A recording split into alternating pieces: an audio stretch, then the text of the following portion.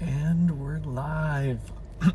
Hey guys, working out of my car today for the live. I hope you guys are doing well. Hope you guys had a great weekend. It is a Monday. I had a good relaxing weekend. I got to get out into nature, which is like my absolute favorite thing. Hello Josh, I see you've joined. I see a lot of people joining. Hello, everyone. I hope that you guys are doing well. I'm excited about today's live for sure. It's always amazing to work with other people out there making positive changes in the world. Let's see. And feel free, guys, during the lives, please put in some questions. I love bringing you guys into the lives and answering your questions as well, because I'm not the only one that has questions for the people jumping on lives with me. So feel free to ask as many questions as you'd like. And I'm going to see if I can get her on here. I'm actually parked in the shade right now because it's extremely hot. I don't know how many more lives I'm going to be able to do from my car. I'm excited that it's getting warm outside, but it makes it a little bit harder to do it from the car. Hopefully I have good service here. Let's get the volume turned up.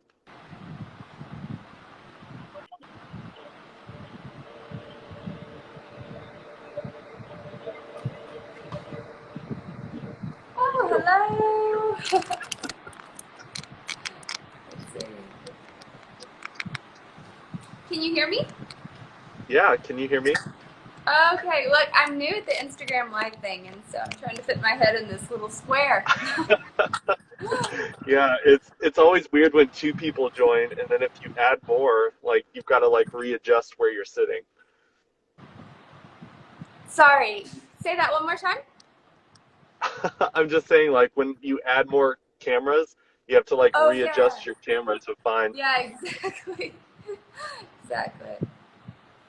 Well, you are looking absolutely stunning today, and Oh, thank thank you. you so much for doing this live with me. I first heard you speak on Clubhouse, and I just instantly connected with your message and what you're doing, so I thought it would be fun to do an Instagram live with you.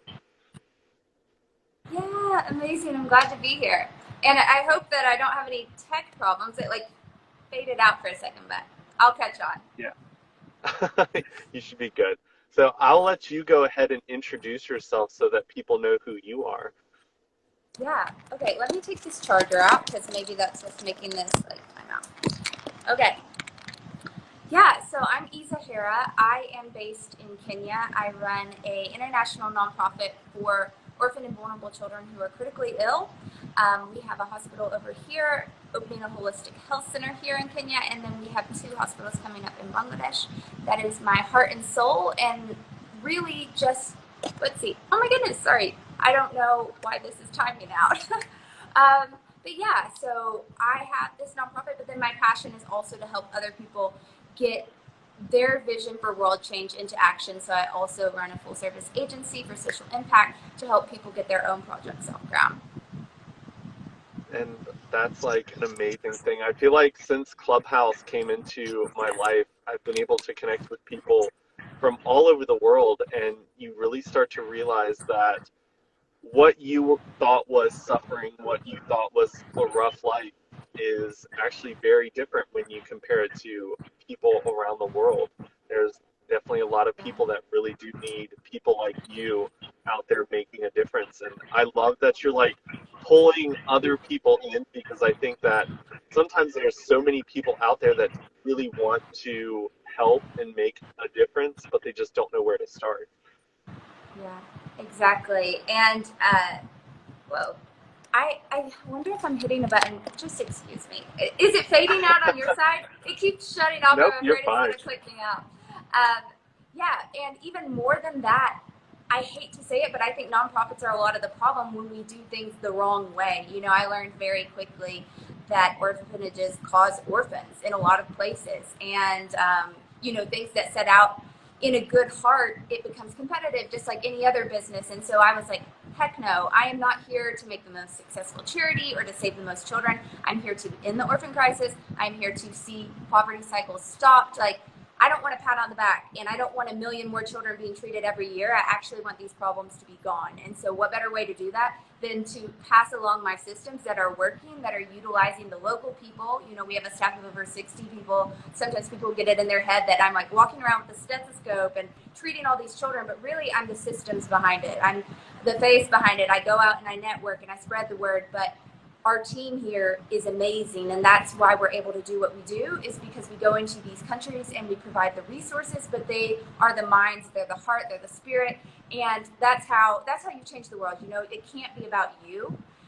The moment it becomes about you, or the moment it becomes competitive, the world change stops. But if you can really give your heart and soul to something, try to figure out what is the reason this is happening, what is the solution that's going to change it, and then pass that along to absolutely everyone. Admit where you've been wrong and be disruptive in a way. I don't think the world changes just by bragging on ourselves. We have to come forward and say, this is what works, this is what doesn't, this is what I've done really wrong, and I want to help you do it right. Yeah, that's amazing, because I think that a lot of times people are afraid to admit fault. And I think that also when you start to build a business around something like this, like a lot of people, when they start to see less and less people, they're like, oh no, like I've built my life around this. Like, what am I doing? What am I supposed to do after this problem is solved? And I absolutely love the idea of like working to end it. It it is unfortunately one of those things where it does become a business. It does kind of start to fall into that corporate mindset where they're like, how do I make money instead of how do I solve this issue? Oh, 100%. I mean, it's tragic, but I've really seen children, specifically one little boy comes to my mind who is HIV positive, which is highly stigmatized in these rural regions. And he was abandoned not once, but twice. And then he was sponsored by an American. And because of probably $14 a month, I found out that a family had come and actually wanted to adopt him. So rare for a child with HIV, but they had actually denied him that because there was an American who was sponsoring him, who was coming to visit him every month. So to think that a child who is highly, the child who's unadoptable wanted to be adopted, and because someone's going to come over maybe once or twice for the next 3 years, maybe going to send $14 a month, that child's never going to get to experience like the love of a family, and that's heartbreaking. And people don't come forward with that enough. We stop the marketing at sponsor this child and change their life forever. That's true, but sometimes the change isn't good. You have to have the integrity. And a lot of organizations are so afraid of losing the donor, and not for the wrong reason, because donors have to be trained too. It's not just the organizations that do it wrong. It's also, some people do pull their funding because their child has moved on to be adopted, or because, we have to have those solutions in mind, even as people. I think we can't just want the child on our fridge. We have to want to treat them like a human being and want to see them through to the other side. Because when you do, it's powerful. People ask me, how do you stop the orphan crisis? It has to be immediately at birth. So the mother dies. The father is stuck with maybe 5, 6, sometimes 7 other kids. He's got to go work at the farm. He has no one to help him with this baby. He's going to put it in the orphanage. That child gets sponsored. It will never get out. He'll have no chance to bond with that child. And then maybe at age 10, 12, they're too old for the orphanage. And sometimes they get, just thrown back out into the community, and it puts them at risk for rape and servanthood and not getting to go to school. I mean, those things are still really happening all over the world. Even in the first world, we have, sex trafficking and all these things for kids. But if you can actually, what we do at our hospital, instead of letting that father go to the orphanage and surrender their child, we're like, hey, no, like we have some widowed mothers who we've employed here who love children. They understand loss. And we will nurture your child. We'll pay for their formula. You can come and visit them as much as you want to get that bond. And then as soon as you're stabilized, as soon as you're ready, you can have your child for the rest of your life, whether you're the aunt, the uncle, the grandma, the father. But once you put that child in the institution, it's almost irreversible. But, you would be amazed now that we do this. sometimes even at 6 months old, 3 months old, the family's ready to go again. And to think that they had just, closed their eyes and thought that was the only situation, I want to make it more popular that people are doing orphan prevention instead of orphan care. Because a legitimate orphan, meaning no mother, no father, no grandparents, aunts, uncles, it's almost impossible. There's child abandonment, yes, but it's so rare that there's no identifiable relative that would step in without the proper support. So just bringing those things to the forefront, taking responsibility for where we, you know, showed people that that was the way that it was when it wasn't, and moving forward, knowing that this is something that we can do, and to just change the, change the narrative. Yeah. I mean, that is all still completely new to me. And when it comes to that type of stuff, I mean, I think that a lot of things are at that point where they show you what's on TV, and there's people out there that want to be the hero, but then they kind of don't show you anything else behind that. And I think that people have to realize that once that kid's like on your fridge, like it's still a person. It's like they still Yeah. have to like they're still living a life, no matter how much you're donating monthly. And I think that even here in the United States, like the systems are very flawed, and 100%. it doesn't take too much digging to see that. Like as soon as you come, like my sister works in social work in Baltimore, and Yeah. it puts so much stress on the social workers because working in the system, you see it. But to the Yeah. average person looking at it, it's just you take whatever the media is feeding you at the time, which is I think very dangerous when it comes to actually creating a solution for the problems. Yeah, absolutely. And we have this toxic heroism, especially in the foster care system, the adoption system. Like, we're the heroes for taking these poor, desperate children in. But really, I mean, look at the reverse. They're coming to live with a complete and total stranger. They didn't have a say in it, they didn't get to pick which parent they want, or that's a traumatic situation. And so sometimes you'll see kids go from home to home to home to home to home because no one connects with them. Well, they don't have that luxury of getting, it breaks my heart, but I think all we can do is come forward with it. Even in the adoption world, there's so many children who get adopted who don't want to be adopted, and that's a really taboo thing to say, but and it's something that no one is talking about. As an adoptive mother, I understand. Like, you don't get on an air like, "Oh my gosh, I made a mistake. I adopted this child." But the truth is, even scientifically, there's things that happen in the brain in an orphanage when there's lots and lots of babies in a room crying and no one is holding them. Something changes in the pons of your brain where you actually do not have the capability to attach the way that a normally nurtured child would. And sometimes you don't see the effects of that when they get older, but a lot of times you do. And then these children come home, they don't ever feel like you're actually their mom. You're telling them, "I love you, I love you, I love you." That means nothing to them. They don't know what that means. They just want to know that they're safe. They want to know where their next meal is coming from. And, that's heartbreaking for the family, but also really heartbreaking for the child. And so knowing, like, hey, it's everybody's dream, to adopt a child, but orphan prevention has to come first. I can promise you, we're never going to run out of children. It's a broken world. There's always going to be children who need families. But what I see every day is us forcing children to be orphans, causing the actual children who have gone through some devastating cause or are in an abusive home getting stuck back in that home. Or children who are completely abandoned, having nowhere. They're sitting at the police department because all the orphanages are completely maxed out. Things like that wouldn't be happening if we would own up to the fact that, hey, like, adoption is going to carry on. We just have to be a little bit more patient, a little bit more child-centered, and really think through, what are we trying to accomplish? Are we wanting to diversify our family, or are we wanting to end the orphan crisis? And if it's diversify your family, like, there's other ways,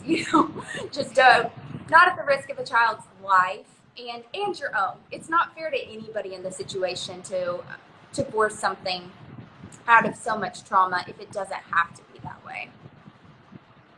Yeah.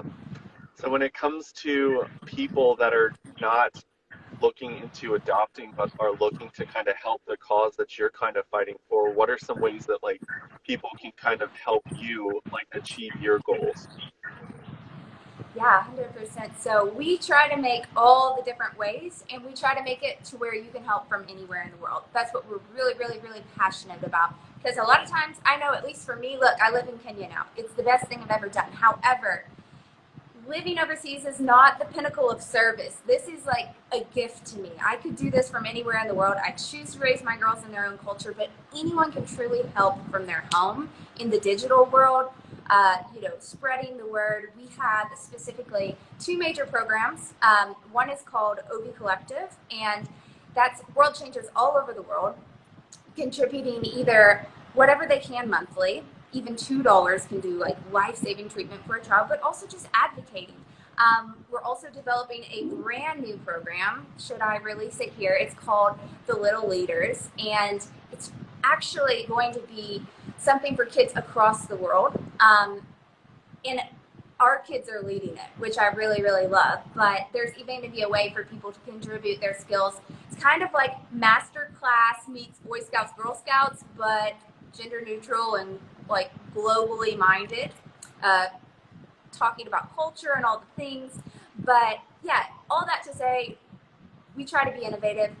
If you don't have money, you still have a skill, you still have a word, you have a platform, we can use you. And so the best way to help us is just to communicate.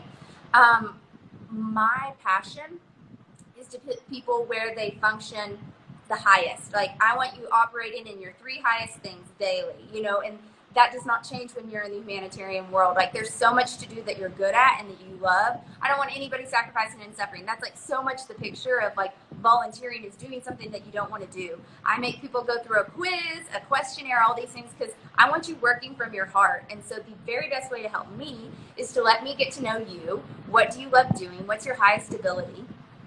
And for everything else, we find hands here locally. If you're like, oh my goodness, I'm so scared of traveling to a third world country, or I don't want to be away from my boyfriend and my family, don't do it, because you're going to come over here and be homesick and be on FaceTime in your room. Like, pay $100 and see a child held for 60 hours a week, 4 weeks. Like, that's wild. And not even one child. That's the 60 to 80 children who are in this facility. So if you have the finances, empower someone local to do what you want to do. I think, at least for me, I was taught, those babies aren't going to be held unless you go over there and hold them.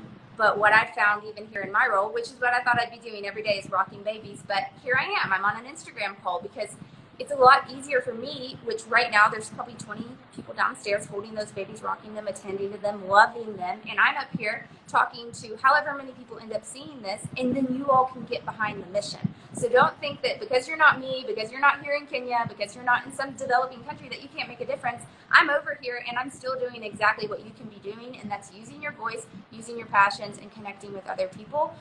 Sharing the stories. I think that some of the stories you'll hear us share today, pass them along. A lot of people don't know them. That is going to make a bigger impact than you could ever know. Yeah, I absolutely love that because that's one of the things that I was talking to a lot of people about when it came to the movements and everything going on here in the United States and other parts of the world. It's so important to find what you're good at and something that you can do that's not adding stress to your life, because if it adds stress to your life, you're going to give up so quickly. Whereas if it's something that it's your skill, it's your God-given gift, like you're going to continue to give because it brings you joy to give that gift. And I love that you're taking those like extra steps to make sure that there's things for anyone to do. I think that that's really important for people to Yeah. realize. What kind of like when it came to you getting involved in this, like how did that start for you? Like what's your journey with getting into this type of work? Yeah, I mean, I feel like I always had it in my heart that I wanted to help people. But a little bit of background is I struggled and struggled and struggled and struggled. I was a dyslexic. I failed college algebra, college chemistry. Like, I struggled. And so when I felt called to the medical world, I was like, oh no, like, you gotta be crazy. There is no one in my family tree who has ever like held a needle. Like, we're coal miners, we're teachers, we're business people. This is not what we do. And for some reason, I felt the pull. I'd seen a lot with like what Operation Smile does, and I was like, okay, I'm gonna do it. And so, I went in. That was when I failed my first course. I actually had a 3.9 because I went the safe route of broadcasting. I do pageants and modeling and all those things, and this is what I'm good at. And then I'm like, okay, I'll just jump on over to the honors medical science world. That's going to go great. I have a 3.9. We can do it. And I literally failed algebra, I think, first. I had taken all these classes. It was terrible. And so I was like, okay, I'm going to go to Africa somewhere. Like, take me somewhere in Africa. I think that's where people need medical help. Like, the dumbest. I know, like, I just got on a plane, 20 years old, just turned 20, and I was like, oh, let me go see how I can help the world. It was very naive.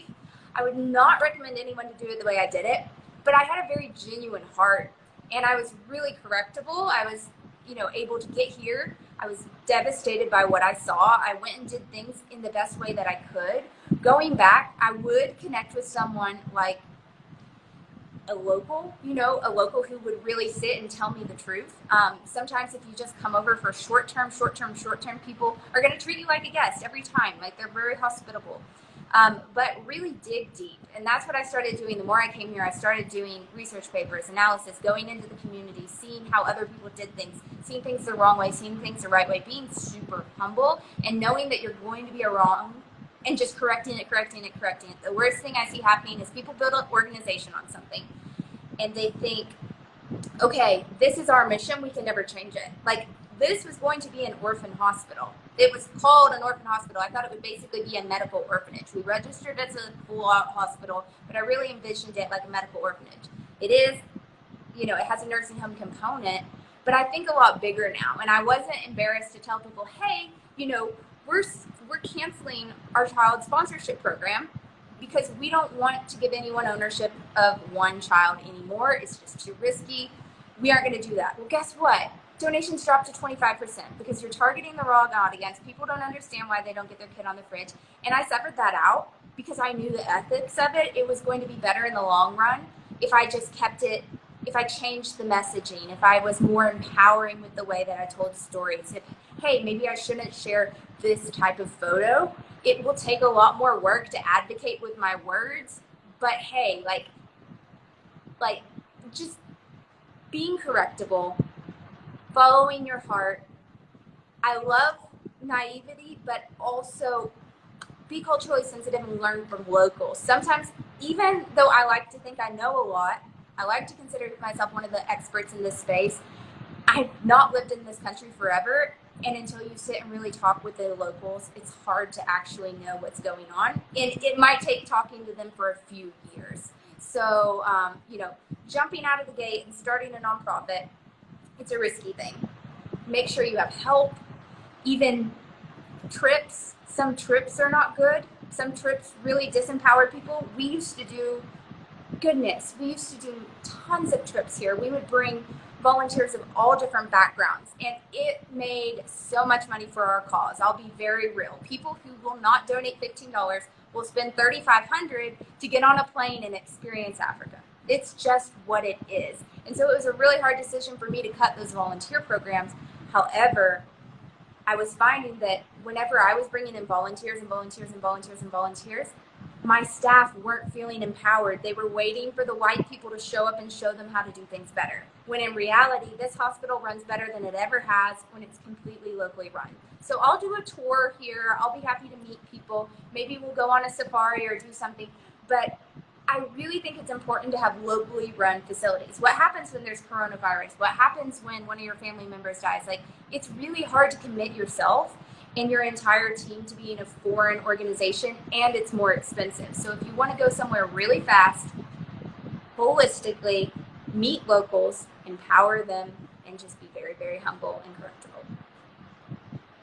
Yeah, I absolutely love that. I think that teaching people and empowering the people that are already there is it does so much good for the world, because I think that one of the things that like the United States has an issue with is we try to impose our ideas and views onto other people, because we think just because we've got a nation that's like doing so well uh, that somehow we are educated enough to impose our way of life onto other people, not realizing that that disrupts everything that is currently there. And I think that when it comes to people that go over to Africa, I almost feel like some people um, that I've spoken to that have gone over there to do things that you were speaking of, it was almost for the photo moment. It was for 100%. the storytelling, and it wasn't so much for the experience because a lot of times when I hear people telling the story, like it doesn't sound like they were there for the helping aspect. It was there for their own personal experience, which I think needs to be flipped around because, like you were saying, like you want people that their heart's in it. That's where the work gets done, and that's where like the need to change the things that aren't working happens because your heart's there and you know it's not working.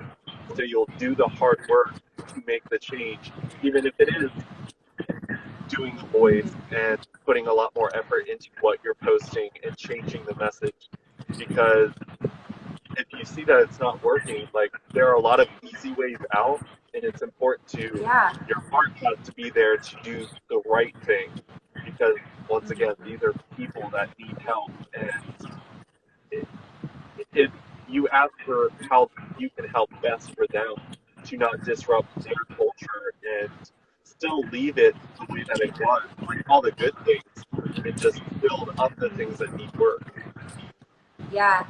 And I think always it's so well intentioned, but just coming from this place of devastation, like these children need to be held.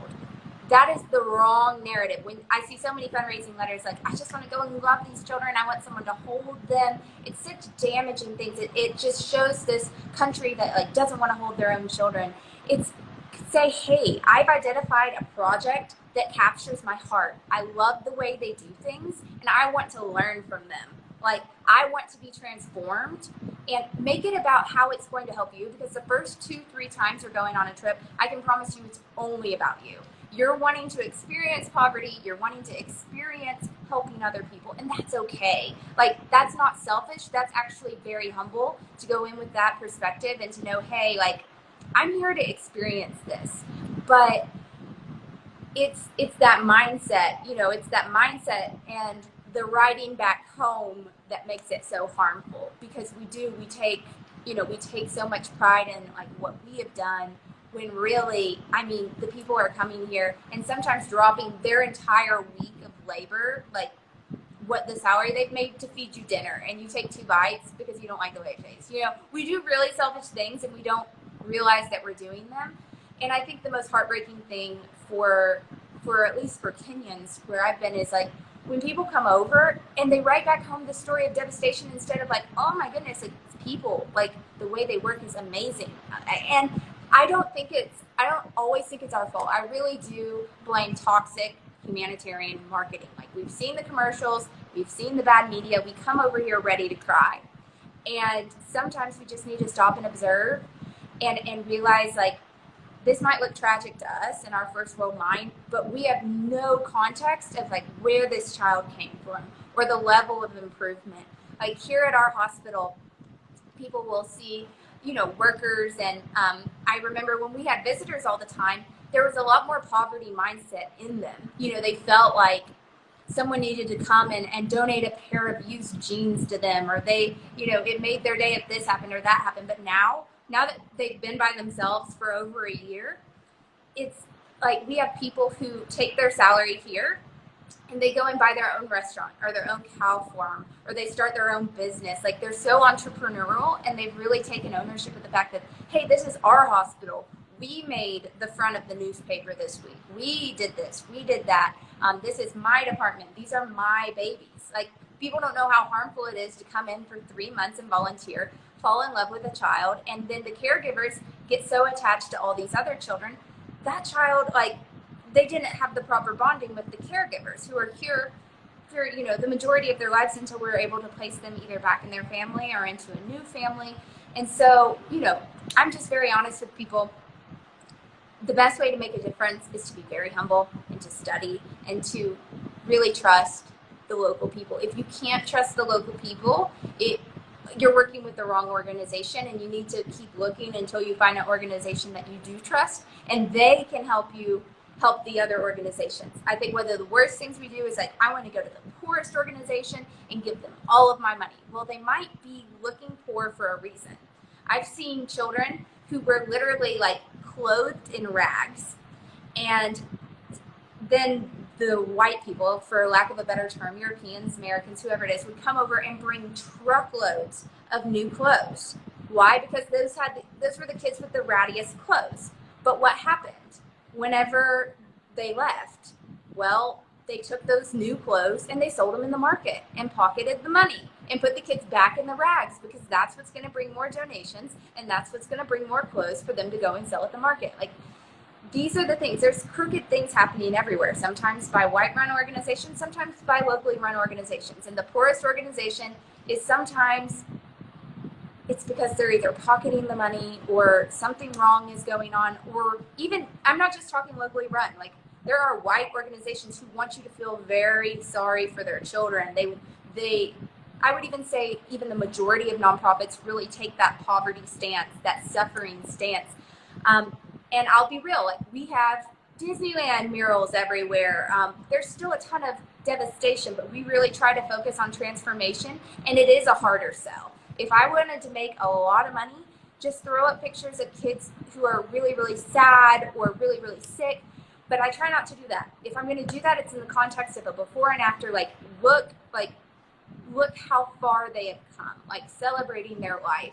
But until we retrain our minds, until we retrain our perspectives, those are the organizations that are always going to soar. And so, as much as it isn't the easy win, I think when we come together, eventually we will see world change. Yeah.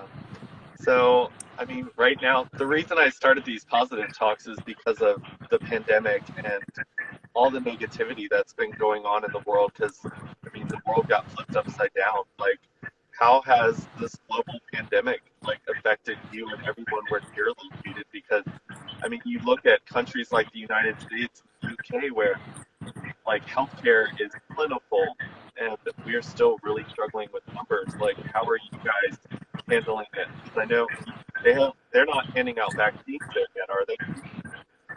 No, our Minister of Health has had one, but as far as the general population, they aren't there yet. So, in the very beginning, the hardest part actually was the quarantine. And that's very backwards from America. But the reason I was so frustrated by the global pandemic was because in countries like this, whenever we're patterning what we do after the first world countries, and there's this lockdown, well, having a lockdown where you have electricity and running water and food and this magical check that shows up in your bank account is very different than having a lockdown in a place where you actually have to get up and work for a handful of change a day. And that's how you feed your kids. And so in the very beginning, it was so silly scary and very anxiety provoking to think of like what is going to happen to people. And we did see a ton, we always see a ton of shortage in access to healthcare, but even more so.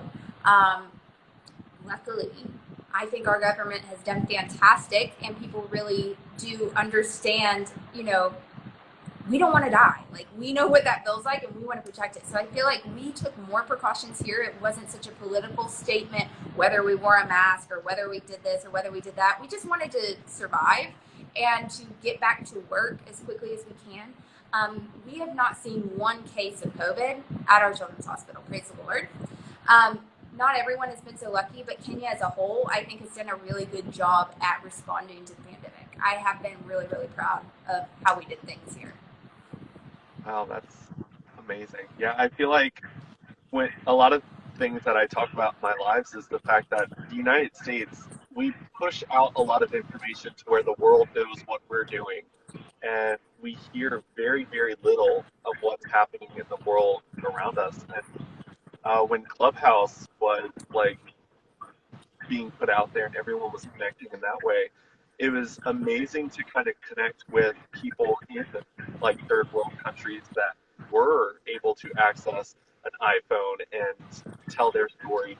Uh, Recently, we were communicating with people from Ghana that were talking about like their LGBT center being attacked, and I personally was going to be joining the Peace Corps, and when I was going through the process, they actually pointed out because I'm part of the LGBT community, like because I was going to Ghana, that it could put me in danger when it came to my status. And I was like, well, I don't plan on like telling people. I was like, I want to go somewhere and do good because I went to school for architecture, and Mm-hmm. that was like my goal. And they have like architects with no bounds, and you can go out and go to different parts of the world. And I personally, I'm one of those people that I absorb knowledge through the people that I come in contact with. Exactly. And I absolutely am fascinated by other cultures and anyone who brings like a different story. Like, I almost feel like anyone that comes from out of the United States probably thinks I'm a Yeah. weirdo because, like, I just ask them all about their experiences, and that's kind of like my clubhouse experience. And I just sit and listen in a lot of rooms because I'm just absorbing the fact that the world doesn't operate the same way in other countries. Yeah. Yeah, it's so fascinating. And I think you make a really good point there that I want to clarify too, because like there are so many untapped spaces in the humanitarian world. I happen to work in a very sold out space, go and hold babies, right?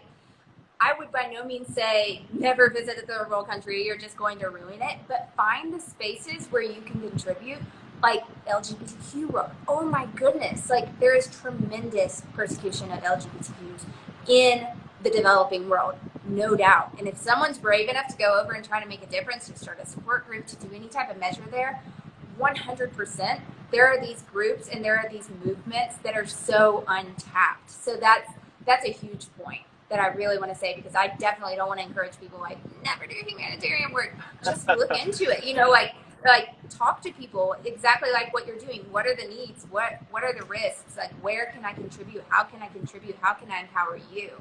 And yeah, I mean, those are the things that are a lot less talked about than things like what I do. Yeah, it's just blowing my mind here recently with my platform growing and it being an LGBT platform. A lot of people reach out to me about the struggles that they're going through in other countries, and I I absolutely love the fact that I've created a space where people can connect and tell their stories that way. Uh, and in that sense, like I've also learned that it's dangerous for them to reach out to me in such a public way uh, in their own countries where they can be persecuted for that. And Yeah. I think that in America, we're like, something's bad, we should post about it and let the whole world know. And Oh I'm yes, like, goodness. in other countries, that's really dangerous. You're putting those people's lives on the line, and you have to understand that the way we do Yeah. things in the United States can really hurt people in other countries. Oh yeah. That's one of the biggest things that like crushes my heart here is seeing people will come here all the time, not to my hospital particularly, but I follow like a lot of Kenya hashtags and things, and they'll meet someone with HIV and they'll profile their entire story. And what I really try to tell people, things like that are still very, very highly stigmatized here. You can end a marriage, you can end like all kinds of things, because even if that person's husband knows, maybe they don't want the world to know, or they're very ashamed of that. There's still some old things. And let me tell you something about the third world that no one seems to realize. It doesn't matter if you live in a hut, you probably have a smartphone. That is something people prioritize. That's your connection to the world. There are not a lot of people living without phones. It's not the same as America where you pay a phone bill every month. You buy as much credit as you can afford. Almost everyone has a phone. And so when you post about these people as though, they're living in a hut with HIV suffering and you think no one's going to see it, you tag their city, you tag their country, everybody sees that stuff. Like, and not only that, facial identification, it pops up on news feeds of people they know. Everybody has Facebook. Everybody has Instagram. You have to respect people's people's privacy. That's something that even I didn't know when I first came here. I don't think it was as much that way when I first came here because that was like 9 years ago. But now, in the current times, even if people don't show you their smartphone, it's somewhere. It might be at the shack, like the charging shack or something, but almost everybody has it. And privacy is everything. Puts their life at danger, even if you're advocating for them, even if you're fundraising for them. Like, you have to be really careful. And you can't just say, can I take your photo? Because they will always say yes. Can I share your story? They'll always say yes. It has to be more of like, how can I help you? Let them suggest that. If they say, please post to everyone how sick I am, give them the exact name of my disease and tag my location, then you've been given permission. Probably still wouldn't do it, but just to say that, like, I like to give people a concept. The third world isn't what we think it is. It's a lot more connected, and there's a lot of consequences, just like there are here.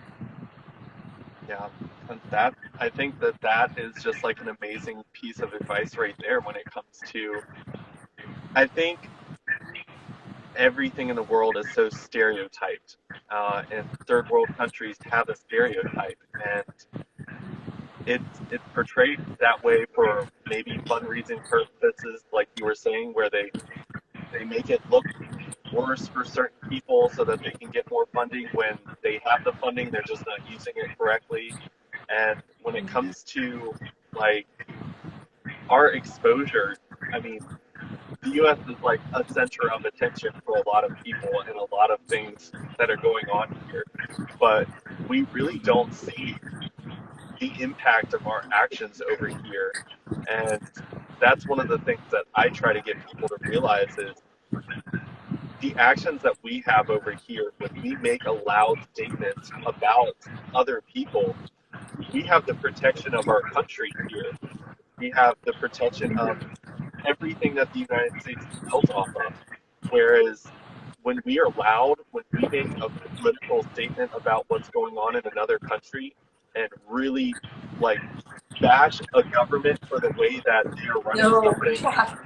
it's not going to hurt us here in the United States, but it will hurt the citizens of that country. And I don't think a lot of people realize the social impact they have, because they'll tweet, everyone will share it over here, end of day, they go back to their normal life. But they've upset a government that is now going to become even more uh, upset with its citizens for that information getting out there. Yeah. And you better hope that you never want to vacation or transit through anywhere and then accidentally get out into the country, because people don't know it, but even a social media post, they will flag you. And if you have your passport scanned on arrival into their country, they will arrest you on arrival. Like, people don't know that. We live in America and we have all this freedom of speech, but there's still consequences, and you're still a citizen of the world. They can arrest you on arrival in these places. And yes, we have a kick butt embassy, but I've seen it turn out the other way multiple times, where people have said something, done something silly, been unaware of laws, and you are subject to laws. People, it's so funny. It is particularly Americans. Like, they'll come here and they'll like pay a taxi with US dollars, and they're like, or just do something bananas, and it feels like there's no consequence. But yeah, I mean, yeah, it's just so wild. It's I definitely feel like there needs to be like education. Like I remember when I was little, like we had like the pen pal system where they got us a pen pal from another country so we could like communicate back and forth.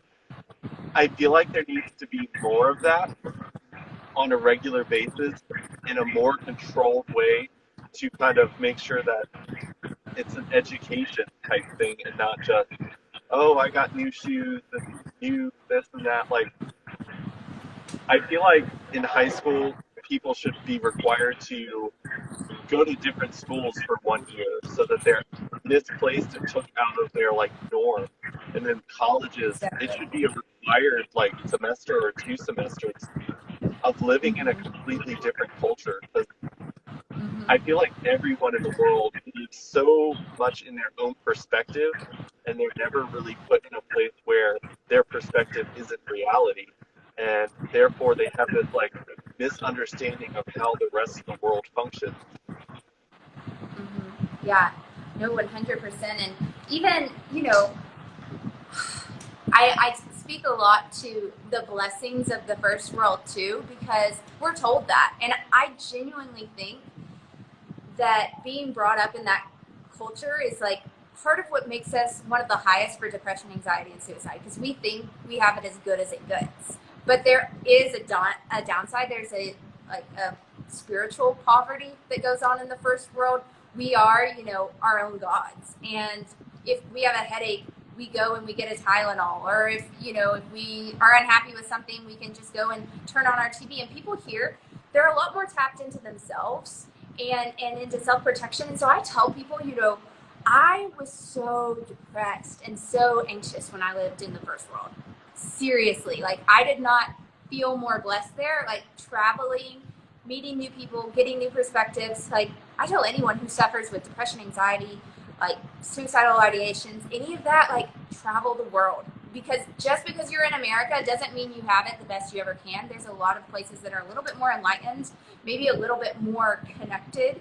And I do think that travel is something really, really good for people who feel like they've lost all hope.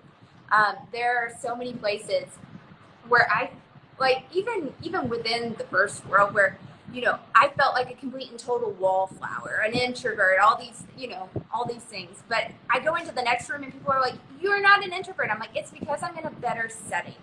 So whether that's travel or whether that's continuously changing your network,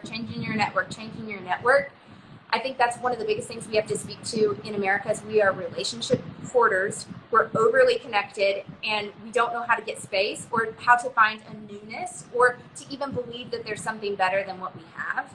I think that's one thing that the developing world has an advantage to. They're always thinking of like, how can I advance? How can I better myself? Like, how can I take care of my family? But also, almost any of them are ready to pick up and go anywhere else at any time. And we don't really have that luxury of mindset. Yeah, I really like that. And I'm 100% when it comes to like the travel thing. I think that traveling and meeting new people like unlocks new parts of ourselves that we didn't know existed. And it's so different when you like follow people on social media because that's such a shallow explanation of who you're looking at, and your brain fills in this backstory of what you think that part of the world is and what you think that person's life is. Whereas when you travel and authentically meet people and experience new cultures, it really does like unlock this like adventurous side of you that wants to just know more and understands deeper of why things are done differently than what you thought was like the norm. And I would definitely say that social media I've seen really take everyone down like the nosedive of like mental health. And there are so many things where I'm like, you know what? I'm feeling rough today. Like, no social media today because when you're in a rough Exactly. mood, like you just compare yourself to everyone. And I love the idea of like the third world countries because they still have problems to solve. Like they have something to motivate their brain to do something new and unique and learn. Whereas like in a first world country, like you feel like everything's been solved for you and there's no room for growth in a lot of ways. But like even within your own country, traveling really does still unlock those like brain cells where it's just like I'm in a new place. Yeah. What do I do? Like where do I Yeah. get food? Like I'm moving here in the next couple of months and like it's already unlocking parts of me where I'm excited and scared, but like it's erased all my other things that I was worried about, whereas like small things that shouldn't need to worry about. But it like unlocked the part of my brain that was like ready for an adventure and preparing for things that could come. And I think that that's something that a lot of people don't realize travel like does for them. Yeah. Yeah. 100%. I just got back from a trip to Dubai by myself, and I love traveling by myself for several reasons, but one of them is it reminds me the world is not as bad as I think it is. Okay? I know this sounds wild, but meeting strangers and being alone is one of the most therapeutic things that you can do. Like, truly. Because so many people who think that they're miserable in their own life and their own circumstances. It's the people that they're surrounding themselves with. So sometimes when you go out and you eat dinner alone, or you walk down the road, or like whatever it is you're doing, meeting people in the airport, sometimes we're so stuck in our phones, or we're so stuck in our own realm of people, we don't even know how much good is still going on, how many kind people are still around. So I think that's one of the perks of, moving anywhere new is find strangers. Like if you're miserable, get away from the people you know, because there's a good chance. I hate that. I nourish your relationships, but when you are in a hard place and you're seeking positivity, you're seeking a better life, meeting strangers, finding something bigger than yourself, key. Yeah. I mean, just with this like past year where we were kind of confined to our homes and watching the world kind of go by through our phones and TV instead of interacting with real people. There was Yeah. 3 months where I was like quarantined and just at home, and I just felt like the world was ending. Like I fell like into this like deep depression because I was just seeing everyone so hateful online. Oh And yeah.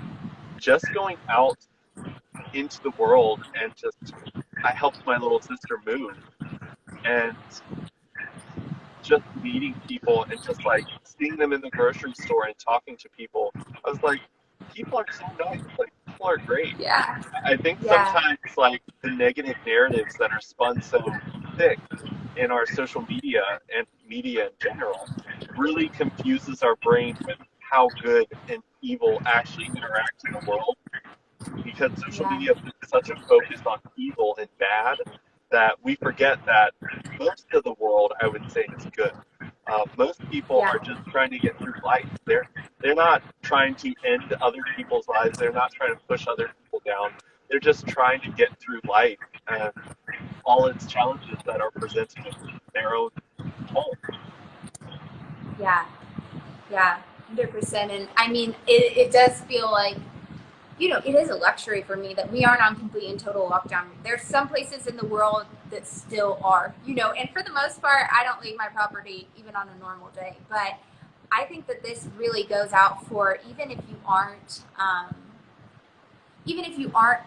able to get out into the world. I think you can diversify your network on apps like Zoom or on apps like Clubhouse, like getting it's Instagram, it's Facebook, it's the instant gratification that is so harmful. So when you're feeling lonely and then you tap into these things, like I've even been reducing a lot of time that I spend on this app because it's the instant gratification. You feel like, boom, boom, boom, boom, boom, boom, boom, but how many people have I talked to today? How many people have I engaged with? Did I meet anyone new? Or are my people talking to their people? Let's be real. Like if you have a certain amount of followers, there's managers talking to managers. Like it's not authentic. You see these big, huge names who have all these comments. Their people are talking to their people. It's a fantasy world. But really, even if you can't get out of your home, get into a network or get on some app or events, masterminds, Facebook groups, whatever you can to have genuine human interaction. I think that's where we get so starved is when we spend our time like speaking to our stories, scrolling through our lives. Like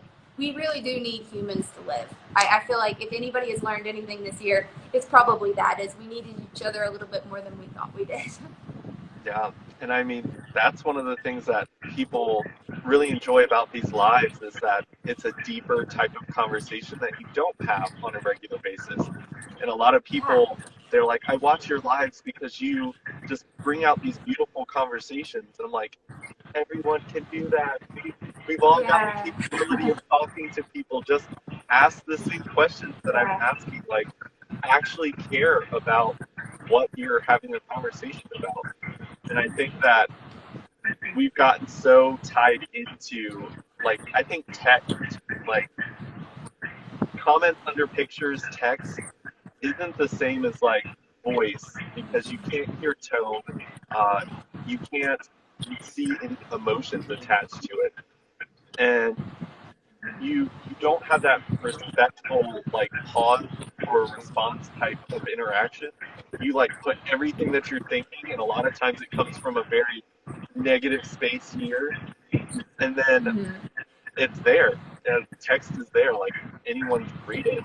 And I think that it's yeah, important for people to realize that you have to go through life with the intention of connecting on a deeper level. It doesn't just happen naturally. And Yeah. the more you do it, it becomes a habit, and you create a space where people want to have that type of conversation. Yeah. And I think the biggest thing no one ever told me my entire life is the power of listening. If people don't like you very much, if you feel like no one relates to you, you probably aren't listening enough, because the key to everyone's heart is just listening. Just listening. Let them feel heard. It's hard to have a bad conversation when you let someone talk about themselves. And so I feel like a lot of us, especially in the social media age, we're always thinking about how to respond. How do I impress this person? Like, just ask another question. Ask another question. Make someone feel heard, and you'll be amazed how your relationships change. Like, are you really listening to people's responses, or are you thinking about your next question? Are you thinking about how you can relate to them, or the story that you have that trumps that? Like, if anything, that's relationship destroying, and that's what social media can be.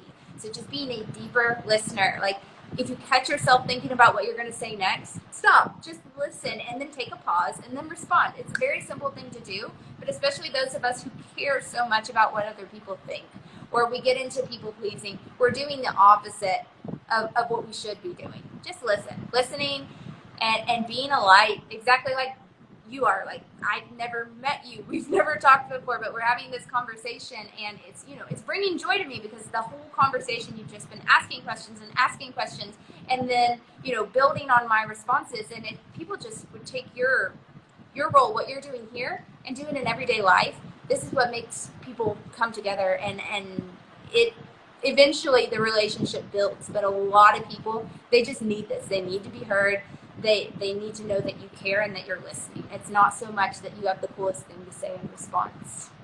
Yeah, I think that I tell people that these days we seem to be interviewing people to cut them out. So it's like we ask these questions because we've already got 12 other people in line for dating, for friendships, and we just have access to so many people. And I'm like, if you honestly want to make an authentic connection, you can do it with anyone. And I mean, I live here in a very, very conservative part of Virginia where I Mm-hmm. don't see eye to eye with most people because I'm not super conservative. And Yeah. I've learned that instead of telling them what my thoughts are, I ask them about theirs. And when they tell me something that I still don't agree with, I ask for a little bit more information. And it really comes down to their core values, what they believe will help them get through like their day-to-day life. And then I've gotten to a point where now I see them as a human that's trying to provide for their family, their loved ones, making sure that they leave something behind for their generations behind them. And now I don't see them as like a conservative. I see them as a person with a heart that might just have a little bit of a closed mind when it comes to their perspectives. But I think that it's important to ask more questions instead of trying to force someone to see the way that you see things. Oh yeah. And I see that That's we're the biggest. Yeah.